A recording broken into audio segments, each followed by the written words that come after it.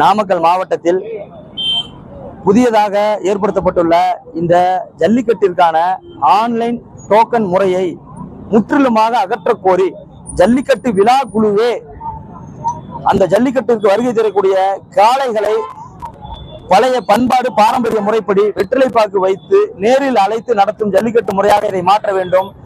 தவிர ஆன்லைன் டோக்கனை முற்றிலும் எதிர்க்கிறோம் என்ற ஒற்றை நோக்கத்துடன் இந்த ஆர்ப்பாட்டத்தை நாங்கள் தொடங்கியுள்ளோம். இது சம்பந்தமாக மாவட்ட ஆட்சியர் அவர்களிடத்திலும் கோட்டாட்சியர் அவர்களிடம் நாங்கள் கோரிக்கை விடுத்த பொழுது எங்களது கோரிக்கையானது நிராகரிக்கப்பட்டது.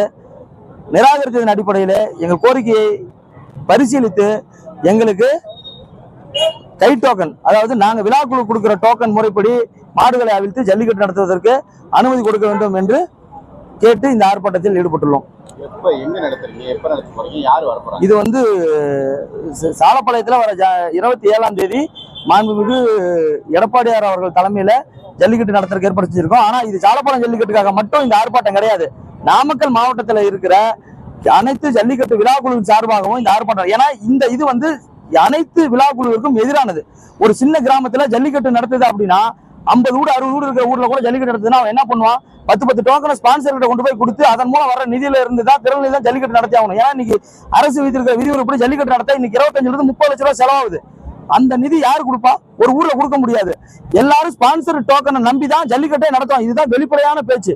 ஒருத்தட்ட போய் நாங்க இந்த டோக்கன் விற்கல, உரிமையா அவங்க எங்களுக்கு உதவி பண்றாங்க, அவங்களுக்கு ஒரு டோக்கன் கொடுத்தா அவங்களுக்கு ஒரு மரியாதை, எங்களுக்கு ஒரு சந்தோஷம். இந்த அடிப்படையில் தான் ஜல்லிக்கட்டு நடந்துகிட்டு இருக்குது. இதை ஒழிக்கிறதுக்கு அழிக்கிறதுக்காக இன்னைக்கு ஆன்லைன் டோக்கன் கொண்டுட்டு வந்துட்டா எப்படி ஜல்லிக்கட்டு நடத்துவாங்க? விழா கமிட்டிக்காரன் வீட்டுல ஒரு வருஷம் நடத்தலாம், 2 வருஷம் நடத்தலாம், வருஷம் பூரா நடத்த முடியுங்களா கை காசு போட்டு? ஜல்லிக்கட்டு விழா தமிழகத்தில் தமிழரின் பண்பாடு பாரம்பரியம் கலாச்சாரம் வீரத்தை இந்த தமிழ் மண்ணில் நிறைவேற்றுறதுக்காகத்தான் 2017 மாபெரும் ஜல்லிக்கட்டு ஆர்ப்பாட்டத்தை மாணவர்களும் இளைஞர்களும் ஜல்லிக்கட்டு பேரவைகளும் ஜல்லிக்கட்டு ஆர்வலர்களும் கலந்து இந்த மீண்டும் தமிழ்நாட்டுக்கு இந்த ஜல்லிக்கட்டை கொண்டுகிட்டு வந்தோம். எங்க ஒவ்வொரு வருஷமா குரல் வலையை நசுக்கிற மாதிரியே இஞ்சிஞ்சா ஜல்லிக்கட்டு குறைஞ்சிட்டே வருது. 200 ஊர் 300 ஊர் நடந்துகிட்டு இருந்தது, இன்னைக்கு 100 ஊர் 150 ஊர்னு குறைஞ்சிட்டு வருது. அதுக்கு காரணம் புதிய போட்டுக்கிட்டே இருக்கிற இந்த சட்டத்திட்டங்கள். ஒரு ஜல்லிக்கட்டு நல்லபடியா நடத்துறதுக்கு உண்டான சட்டத்திட்டங்களை புதுசா போறதே இல்லை. இதுல எங்களுக்கு விழாக்குழுவுக்கும் நாட்டு உரிமையாளர்களுக்கும் காலை வீரர்களுக்கும் என்னென்ன நெருக்கடி தர முடியலான்னு யோசிச்சு புதுசா சட்டத்தை திணிக்கிற மாதிரி தான் எங்களுக்கு தோணுது. இப்ப ஜல்லிக்கட்டுக்கு யார் செலவு பண்றா? ஜல்லிக்கட்டு விழாக்குழு செலவு பண்ணுது. பேரிகார்டு, கேலரி, இன்சூரன்ஸ், பிரைஸ், சாப்பாட்டு செலவு, அத்தான செலவையும் ஜல்லிக்கட்டு விழாக்குழு செய்யுது. ஆனா டோக்கன் கவர்மெண்ட் கொடுக்கணும்னு சொல்லுது. இது எந்த விதத்துல நியாயம்? இது எப்படி ஏத்துக்க முடியும்? அதுக்கு முன்னாடியே இப்ப எருமப்பட்டியில அதை தொடங்கிட்டாங்க. அதற்காக அப்படி நம்ம சொல்லக்கூடாது. ஏன்னா எருமப்பட்டி இதை ஒத்து அதுல பாதி டோக்கன் கையிலையும் பாதி டோக்கன் ஆன்லைன்லயும் பண்ணி அவங்க ஒரு ஆரம்பத்துல வேற வழி இல்லை. ஏன்னா அவங்களுக்கும் லீவ் நாள்ல தான் அந்த ஆர்டர் கொடுத்தாங்க.